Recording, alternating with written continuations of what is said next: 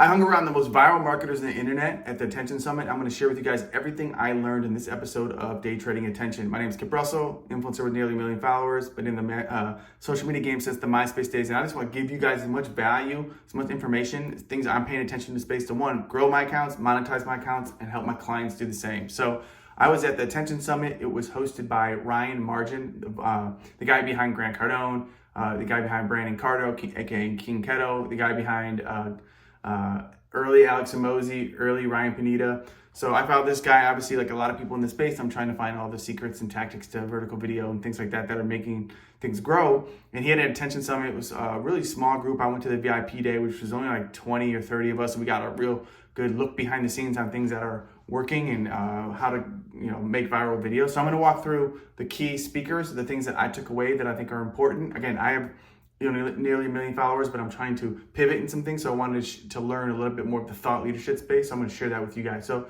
a couple of people I'm going to talk about: Adley Kinsman, what Brandon Carter said, KingKeto, what Ryan Margin said himself. The guy behind Brandon, like Grant Cardone, all these people. A-Rap, who's used to be one of the biggest Fortnite players in the world, and now he's a massive YouTuber, and he's got this crazy channel and story.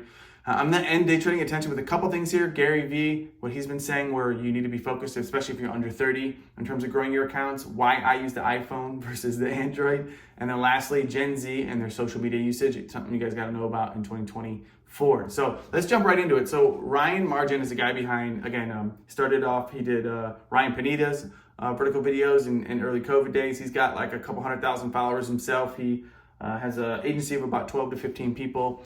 And I was there with not only him, but there was guest speakers, and then there was other people there like myself that are influencers in the space, and they're viral marketers. So we were collaborating and talking and hearing all sorts of crazy stuff. But the big thing from Ryan that I took away, besides the business stuff, I don't want to get into that. If you want business information, like how he structures the agency, stuff like that, let me know. I can share a little bit below. He's going to be putting that stuff out on his YouTube channel. But the takeaways I took for making viral content was a couple things. So if you're working with an influencer, or if you're thinking about making content for yourself, one thing, this is a little easy nugget: repost your viral videos. I know for a fact the first video that went viral for me on TikTok was like just a video of me and my daughter, and every time I would post it, it would do like 1 million views. So I posted maybe 3 to 4 times since like 2020 or 2021, whenever it went out. I probably don't post it enough. And then I have tons of videos that have done 100,000 views or done millions of views that I don't post enough. But sometimes I'll take them and post them to Instagram, and they go viral on Instagram. But he's saying we'll often take a video that does 1 million views and post it like once a month, because that video would just technically just go until it doesn't. So I think that's a good lesson. I mean, if you're trying to grow your accounts, get in front of a lot more people, post your viral stuff often. The other thing he said, some of his clients would experiment by putting ad dollars, which is something I'm going to test as well, putting ad dollars behind a viral video. If it's in like something I'm trying to sell, maybe music, I'm going to add maybe a hook to it, so it's like a good CTA towards the end of that video, and then test it as well. But the big piece of like creative notes is he says he focuses on a double hook. So we all have heard like your hook, educate, retain, whatever format of that hook story offer. He says they go for double hook. So they try to start with the hook. It might be a question like how to go viral in 2024. And then the second hook is, this is what the most viral marketer told me. Like, you're trying to get two things, because ultimately you're trying to get people into the video enough where they want to watch to see the end outcome. And the end, I have some insight on that from Adley and some other people on how to end your videos. But at the end of the day, he said double hook is usually what they're trying to find. And he's not looking to work with editors that are like narrative driven, that they're constructing more a viral format, where sometimes like the hook is at the end and you need to put it in the beginning. It doesn't need to be 100% narrative and make total cohesive sense. As long as you can get to the sort of payoff, you can structure the video however you want, but you're looking for that double hook. So your first 3 to 10 seconds, he's trying to double your hook so you stay into the video, increases your watch time, gets people going, and maybe watches the full video. Everything in vertical video is about watch time. If they watch 100% of the video or 110% of the video, you're gonna go. You're gonna get views. If they watch 75% of the video, 50%, less and less they watch the video. If you're getting a little views, it's probably because your hook or your double hook isn't really hitting and keeping people on there. So I thought that was really insightful. So when he's working with, so this is key, when he's working with influencers like in the space, if he's working with like a Grant Cardone, they do a crap ton of research. But they don't just keep the people into their niche. So like there's only so many ways you can go viral if we're talking about real estate. So with Grant, he's asking crazy questions like how much, did your Ferrari cost? What does the private jet cost? Like, how much is your wife and you have sex? Because it's what the internet doesn't know that ultimately will blow out of curiosity. And I think he's done stuff for Chris Crone lately that's gone crazy viral, because Chris Crone's got some insane daily routine stuff that's really been controversial and just talkative. So he says that's the things that people want to know, and ultimately in the broader subjects that are not as niche focused, you can get a million people to watch your video that brings different people into your world to watch other videos, and then they can basically watch your core stuff. So I have a couple schools of thought to that. You can definitely stick to your niche and just not worry about as much viralness, but building an audience that's going to activate on your CTA. I think that helps. But I think it does help to have both. I often will do, I have a reaction video series that goes viral. I'll do the reaction video and I'll post before and after that reaction, business sensitive stuff that I want. Because ultimately I'm looking for parents and people with disposable incomes. So I'm looking for other things that they're interested in that bring them into my world, and also talk about me. I'm a dad. I love celebrating parents out there. So think about that into your overall niche. But if you're interviewing a business leader, can he talk about stuff that's maybe out of his comfort zone? And so it takes a lot of coaching and stuff like that. So Ryan, really good stuff there. So really it's about stuff that the internet doesn't know that he thinks is really the key. You got to do your tried and true. He says you got to do if you're doing Grant Cardone, you're going to do real estate content. That's a given, right? But how do you find things that are going to go extra viral, that are maybe around his world that the internet wants to know about? And he really does an interview format is the way he does it. So it's interesting and it's working. I mean, you're seeing a lot of his clients everywhere, but I think you'll get lots of hits and misses with that type of deployment. All right, so another person that I learned a ton from at the Attention Summit was Adley Kinsman.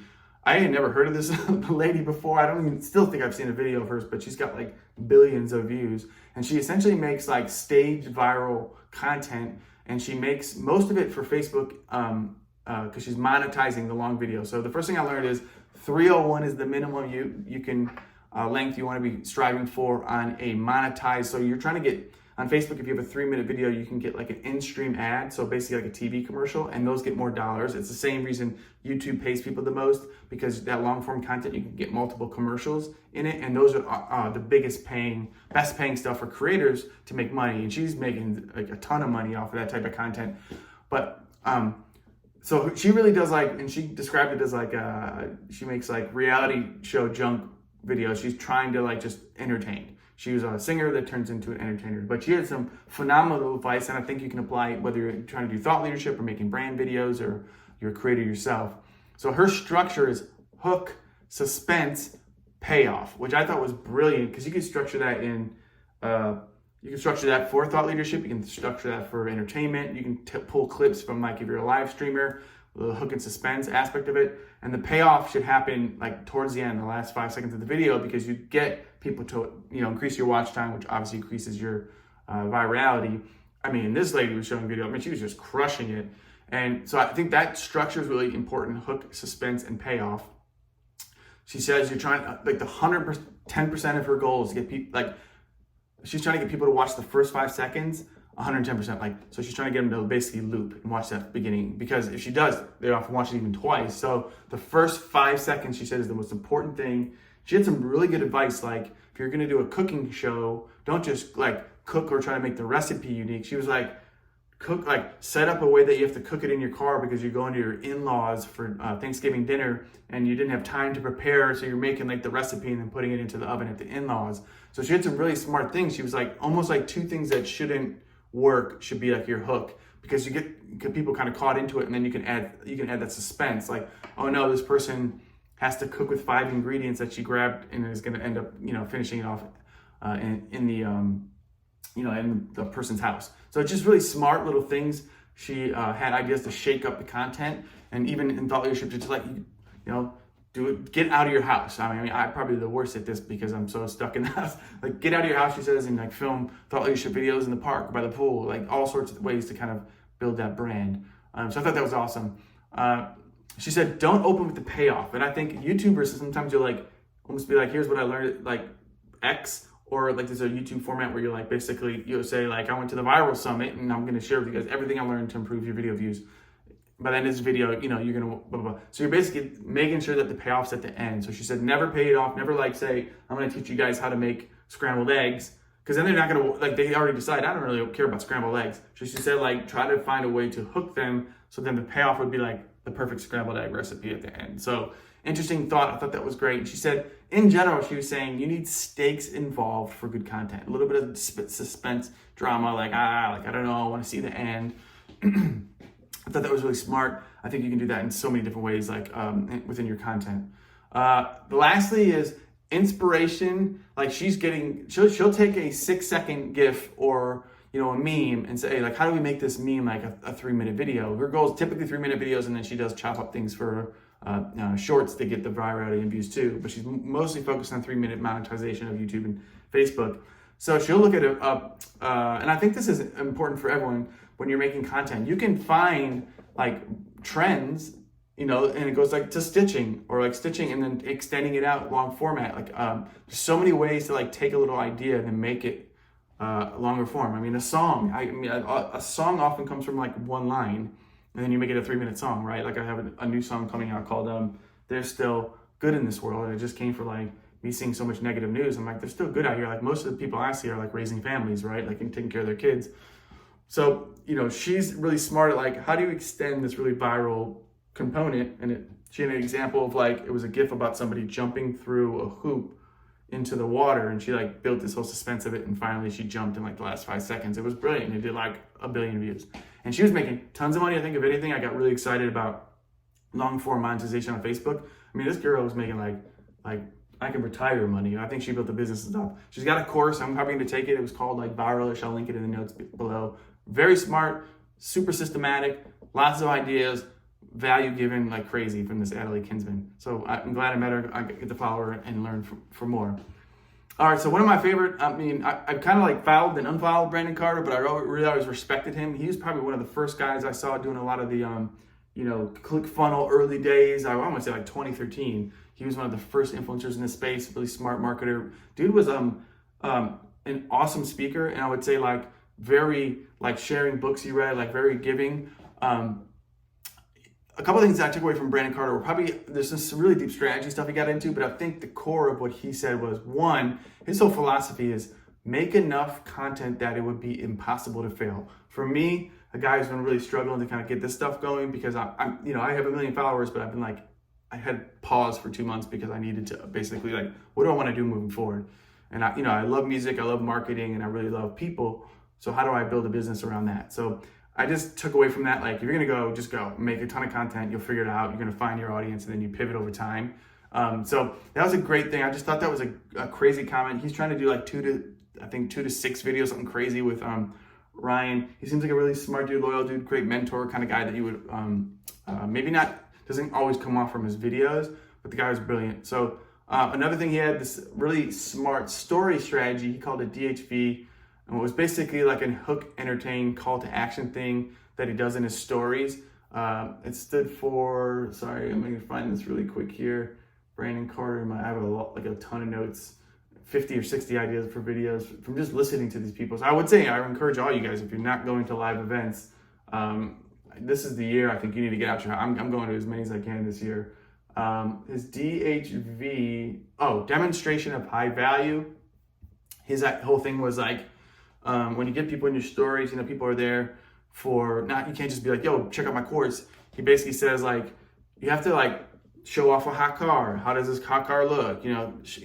Get people to kind of be interested in what you're saying. And then he'll like pivot on a slide. Like if you want to make money, if you want to make, enough money to have a car like this, and then he goes into his sales. So he always hooks you with like some entertainment. Maybe it's a workout routine, whatever you're doing. Maybe it's like playing a thing. You're playing an instrument or playing like a hook, and then you get to the middle part and be like, if you like this music, you can join my Patreon for $5, so it's a really smart structure. And he's like, mostly I'm using stories to like document my day, but then I always insert this DHV, demonstration of high value, and then have a hook. I thought that was brilliant. Some stuff that would be in like a course. It's, no different than hook, suspense, payoff, hook, and entertain, and then offer. So it's really smart. I thought it was a really cool strategy. He's like, I'm always doing it, and he had like a whole flow chart and description of it. I thought was sweet. Another thing from Brandon Carter, and if this is more for like you guys are in the funnel marketing, but I would say for businesses, this is really interesting. His whole thing was like, my funnel is so tight that like my salesperson doesn't even have to be that good. I'm pre-qualifying them so much that basically like they basically walk themselves through it. And it was very psychological, like having a woman take, because he's trying to get male trainers, so we have a woman take the first call because it's kind of like their ego. So they want to go to the second phase of it. Then it's like a longer call with like a salesperson, but they have to watch a video and like fill out all this information. So by the time the salesperson gets them, they've like overly qualified themselves, and then they basically just have to like close the deal. And he's like, they close like 80%, like something crazy. So it's very smart. I mean, the guy was like, I mean, if you're gonna build an online business, is the guy to learn from. I'll tell you that. So, and he seemed to be like just a value-giving person. Tons of like people were talking to him. So I thought there was a lot of great information. I hope you learned some stuff from that. The last guy I'm gonna talk about at this Attention Summit, and I can jump into some stuff maybe next week, is Arab. I never again heard of this guy. He's was like a world-class Fortniter and YouTube streamer, a Twitch streamer, and then YouTuber. And he was like literally one of the best in the world, which was awesome just because I love Fortnite. I play with my nephews and my friends all the time. A-Rap was an interesting character. Guy's got balls of steel. And with his new content, I'll explain it. But what I learned about A-Rap is that in general, what all of us successful people know. I mean, I do incredibly well in my own life, but like obsession and experimentation is key, especially, well, let me go back. The first thing I learned for A-Rap is you pivot when you see the number. This is like a life lesson / a marketing lesson / like a YouTuber or creator lesson. When you start to see the numbers dwindle, and I've been there, it's okay to pivot. Like you can keep it going, but pivot and experiment and try to, and like relentlessly figure out, if you want to do it, just like don't give up. This guy like was, his numbers were going down. Fortnite was kind of bailing. I think it was 2021. We were kind of all getting out again. Fortnite was kind of going down, and I think people are playing different games, and he's really burnt out. He was like in the house all day. So he started traveling and world and tried vlogging and doing different things and live streaming 24/7, like his travels. This guy's crazy, like legend, like interesting character. But then he basically figured out after doing research and experimenting for months or years, like doing videos a day. Then he was like, he basically noticed like these travel guys that like they don't really edit videos, but they go to like kind of dangerous places. They're not like overly like getting in the weeds of it. He was like, oh, I could make that, but then get very graphic, like go into the most dangerous places and really like tell stories and interview like people. And he brought these stories to life. His content is maybe not my cup of tea, but what I would say for this guy is like, he really experimented, and then he did the research to find like an underserved niche. So I think it's about one, it's okay to pivot when your numbers aren't working. Two, work your ass off and experiment and like test. And then three, when you find it, because he found his niche, and I think only in the last year, go all in and just make a lot of it. Like, so anything I've learned about going viral is once one thing goes, make 100 of them, like until like people don't want to see them. Maybe you have to change the variation and stuff, but the audience is going to tell you what they want to see, and you should just lean into it. So I thought those are really good lessons from a bunch of great content creators, and I hope you learned a lot. Leave the comments below if you want me to go into more business stuff, what else I can share. But I think those are lots of stuff you can take and apply it to like a brand video. If you're a creator, you can take it. If you're an entrepreneur or a marketer or whatever you are, you can take a lot of those lessons from these guys. So I'm gonna talk about one thing. Garyvee said if he was 22 or in his 20s, the thing he would do is just live stream all day, whether it's video games or working or starting a business. Basically, live is the new, like posting a YouTube or vlogging to him, because the opportunity is if you're going live, you're serving content all day to Twitch or YouTube or TikTok. You're going to keep getting served up in the algorithm to new people interested in the type of thing that you're live streaming. It could be a pretty girl, right, doing that thing, and she's trying to feed her OnlyFans.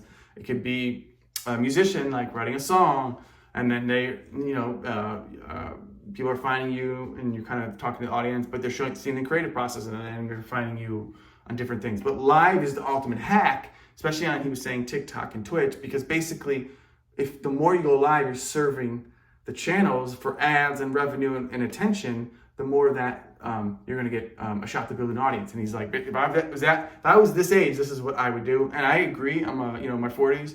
At the end of the day, I just don't have time to go live all day. But it's something that if I was starting my music career over or my marketing career over business, I would be just like going live, because that's the game. So it is going to be like the Truman Show or whatever it is.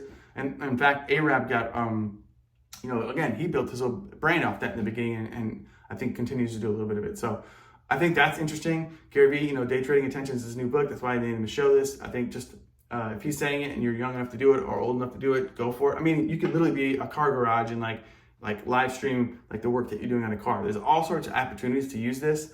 If you understand that content can be another revenue for your business, your solopreneur, for your agency. Content and attention ultimately leads to either one, monetizing by ads or monetizing by services or product or whatever it ends up being.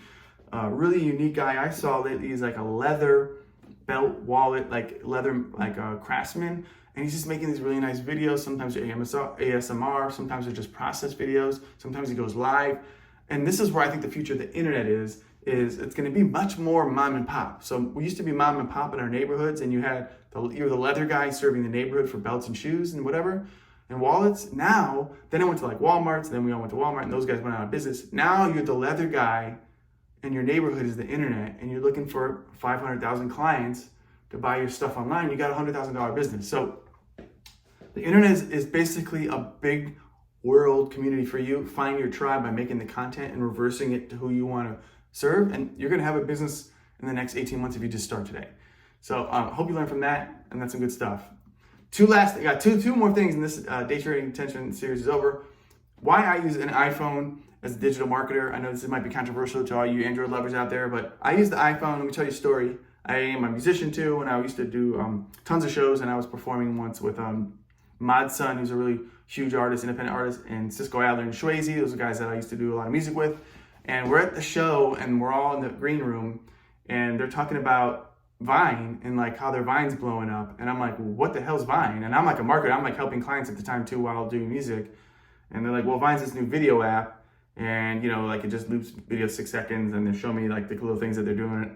And they, I think Matson or one of them had like a couple 30,000 followers. And at the time, it's really important for an independent artist. You're building an audience there. And it's just like TikTok, then they find you everywhere else, right? So I went on like my Android at the time and basically could not find Vine. And I Googled it or something. It was like, Vine won't be on Android for another 3 to 6 months or something crazy. And I was like, well, I'm doing all this. I think the same thing happened with Instagram. I'm like, I can't do that. So ultimately I went to an iPhone because I wanted to have the apps first.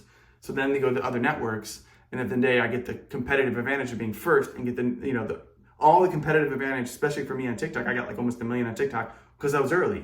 So at the end of the day, you want to be early. So the iPhone, that was the main reason I use iPhone. And then I'm in the ecosystem. I always was like sort of a Mac user for, creative and video and stuff. So at the end of the day, that's my opinion. And I think if you get the apps first, it makes sense to be on that platform first. So the last thing we're going to talk about here, I'm going to pull this chart up, is Gen Z's trust in social media platforms. There's a new study out. Now I can get into the details of it. It's by Business Insider, and it says Gen Z's trust in social platforms. And let me give you the order. And I think this is pretty unique, and I think this also makes a lot of sense where you're seeing even ad dollars kind of fluctuate a little bit lately. And it's first, they deem YouTube the most trustworthy. Second is Instagram, believe it or not. Third, X app, Twitter. Fourth is WhatsApp. Fifth is TikTok, and sixth is Facebook. So I thought that was interesting. I think the key takeaway for me is YouTube and YouTube Shorts, massive opportunity for any business. YouTube really is the second biggest search engine in the world. It also is now a social network with YouTube Shorts. So you can do your gateway of building your brand fast with Shorts and then move people to graduate them to your pillar content. So you have time. You can, if you don't want to do long form content, you can get in with Shorts and then evolve to like a long form podcast or whatever it's going to be, a show like this. And then Instagram is interesting. I do think Instagram has made a phenomenal comeback in the last 18 months. I find myself using Instagram more than TikTok sometimes. TikTok's still to me the goat of, like when I'm really looking for entertainment. But the thing I would say about TikTok is it's like shopping and like junky CapCut templates. It's sort of like, it did a little bit. I'm finding less like new creators and a lot of junk. So they're finding it out. They're figuring out monetization. I do think Shop's awesome. People are making a lot of money. But Instagram's done a great job. Reels is good. Facebook is still, even according to Garyvee, Facebook Reels is, we're having a couple clients go viral all the time on Facebook. Facebook Reels, underserved attention. Drop your Reels ASAP. So I think, I'm not gonna get too much deeper into this. I'm gonna cover this in the next show, but interesting data. YouTube, Instagram for your Gen Zers, TikTok, way down there a little bit. But at the end of the day, it's still gonna be a short game on all formats. And interesting to see Twitter in there. I find myself using Twitter a lot more. I know people are going to be mad, oh, it's right wing. I just really think you're finding some honest, you have to weed through the drama and crap like any social network, but you're definitely finding good, straightforward reporting there. So anyways, that's day trading attention. I do think TikTok ads is something I want to test to kind of share with you guys. I think that, not TikTok, Twitter XApp ads. I think it's a massive underpriced attention opportunity. I might be starting some things in there myself. I did an early test last year. I think I might do another test now to see if I can drive some views to Spotify and some other things like that. But I'll let you know. That's day trading attention. Kip Russell. Follow me on social media. Drop me a comment below. Let me know if you want me to do anything else, providing more value, what subject matter I can talk about. I've been doing this since the MySpace days. I have a lot of information. Questions are a great way to prompt new videos. So I appreciate y'all and hope you learned a lot on this episode of Day Trading Attention. Later.